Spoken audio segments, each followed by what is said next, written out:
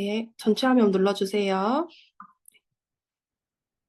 네, 안녕하세요, 여러분. 네, 여성 건강 간호학 제5조 산모를 위한 태아 건강 사정 발표 시작하겠습니다. 저희 팀 구성은요. 박지혜, 이준우, 송채영, 심희설, 심유선 이렇게 5명으로 구성되어 있습니다. 목차 보시면 네, 첫 번째 태아 건강 사정의 중요성, 생물리학적 사정, 그리고 저희 세 번째는 이렇게 7가지 초음파 자기국면 검사, 태아경 검사, 매일 태동 측정, 전자내부 태아 감시 장치, 비수축 검사, 요도자극 수축 검사, 그리고 마지막으로는 기타 교육 내용으로 목차를 구성하였습니다. 네, 첫 번째 태아 건강 사정의 중요성으로 태아 건강 사정은 태아와 산모의 건강을 유지하고 문제를 조기에 발견하여 적절히 대처하기 위해서 매우 중요하고요. 태아 성장과 발달 모니터링, 태아 산소 공급과 혈액순환 상태 확인, 임신 중 합병증의 조기 발견, 임신 중 관리와 출산 계획에 도움이 되고요. 위험 상황 시 조기 대처할 수 있고 산모와 태아의 건강을 증진하며 출산 후 태아 건강 예측의 이유로 태아 건강 사정은 이만큼 중요합니다. 네, 생물리학적 사정으로는 임신 1기, 1기는 태아의 기형을 진단하고 임신 3기는 자궁 내 환경이 태아가 생존하는 데 적절한지의 여부를 결정하게 됩니다.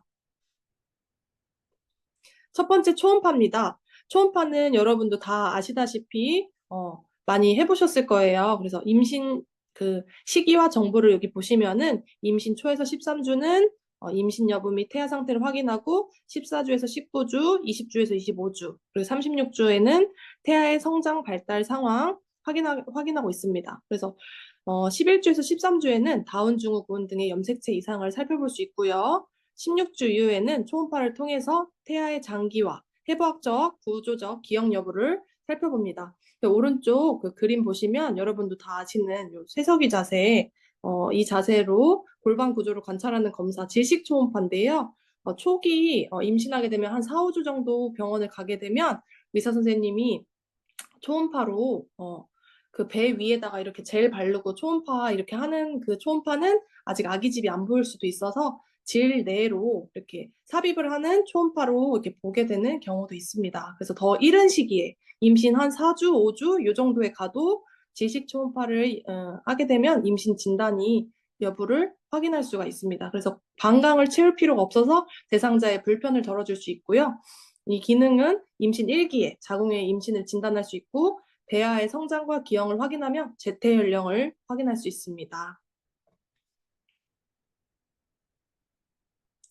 네, 초음파에 그 여기 오른쪽 보시면은 양수의 양 한번 살펴볼게요. 그래서 우리가 흔히 먹는 그 생수 500ml 그 이하가 되면은 양수 과소증, 그리고 양수량이 500에서 2400ml 되면 정상이 되고 2400ml 이상이 되면 양수 과다증으로 양수의 양으로 이게 양수 과소증인지 과다증인지 이렇게 진단하고 있습니다. 그래서 양수의 양에 따라서 이게 치료가 달라지는데요. 양수 과소증의 경우에는 양수 주입술을 근본적인 치료법이 아니므로 권유하지 않습니다.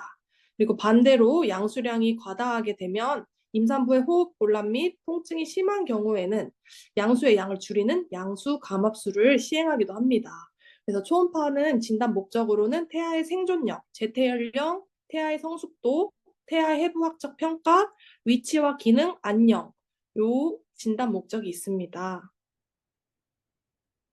네, 두 번째는 자기공명 검사입니다. 요 검사는 임산부가 검사대 위에서 앙와의 자세로 누워서 좌석으로 구성된 관에서 검사를 하는데요. 소요되는 시간 최대 60분까지 약 1시간 정도 긴 시간이 소요되고 있습니다. 그래서 짧은 휴식 시간을 제외하고는 그 앙와의 자세를 유지하여 그대로 있어 주셔야 하고요. 요거 자기공명 검사를 하는 목적은 모체가 비만 그리고 양수 과소증 등 초음파 진단이 어려운 경우 대체 방법으로 자기 공명 검사를 하고 있습니다. 세 번째는 태아경 검사입니다. 이거는 영상 장치가 있는 가는 관을 자궁에 삽입하여 태아의 모양을 직접 관찰하고 태아의 기형을 치료하기 위한 검사 및 치료 방법인데요. 주의사항이 있습니다. 주의사항으로는 시술 후 마취와 관련된 합병증, 출혈, 감염, 조산, 그리고 드물게 태아 사망이 발생되기도 하고요. 산모와 태아가 안정될 때까지는 상태 모니터링을 하고 경우에 따라 추가적인 또 수술이 들어가는 경우도 있습니다. 네, 매일 태동 측정 방법입니다. 요거는 두 가지 방법이 있는데 첫 번째, 사도프스키 방법과 두 번째는 칼디프 카운트 10 방법이 있습니다. 그래서 사도프스키 방법은 임산부께서 매일 식사 후마다 4번씩 태동을 세어보는 방법입니다. 그리고 칼디프 카운트 10 방법은 매일 아침마다 처음 10번의 태동을 세어보는 방법입니다. 그래서 방법이 두 가지가 있는데 두 가지 방법 중에 임산부가 편한 방법을 선택하시면 되겠습니다. 그래서 정상 수치는 1시간 이내에 뱃속에 아기가 태동이 3회 이상 되면 정상이고요. 이상은 12시간 동안 전혀 태동이 없거나 1시간 이내에 2회 이하가 되면 문제가 있다고 판단이 되어서 건강 상태를 평가받아야 합니다. 다섯 번째, 전자내부 태아 감시 장치로는 준비 사항이 있는데요. 양막이 반드시 파열되어야 하고 자궁 경관이 충분히 개대되어야 요 감시 장치를 할 수 있습니다. 그래서 좋은 신호를 보장하기 위해서는 태아 선진부에 1.5mm 침투되어서 안전하게 고정되어야 하고요. 이 결과로는 태아 심박동수의 기본선 BHR, Baby Heart Rate죠. 10분 동안의 태아 심박수 평균값이 110에서 116회 그 사이에 들어와야 평균값으로 들어가는 것으로 살펴볼 수 있습니다.